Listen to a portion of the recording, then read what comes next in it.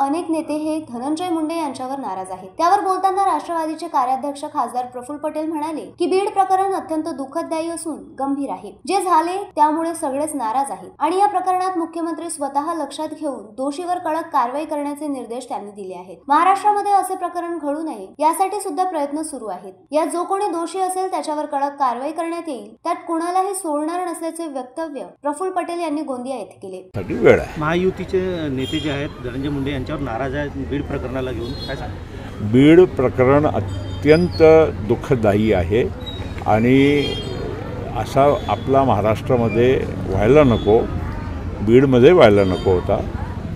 जे झालेलं आहे त्याच्याबद्दल सगळ्यांची चिंता आणि नाराजी पण आहे। मुख्यमंत्री महोदयांनी पण काल सांगितलेलं आहे की कोणी पण यामध्ये जो दोषी असेल त्याच्यावर कडक कारवाई होणार आहे।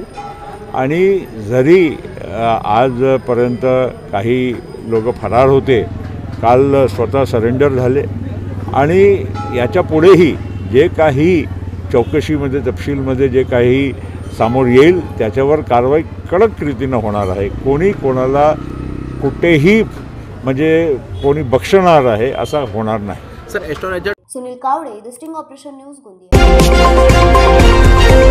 द स्टिंग ऑपरेशन न्यूज, सत्याचे दुसरे नाव, अन्यायावर लेखणीचा घाव।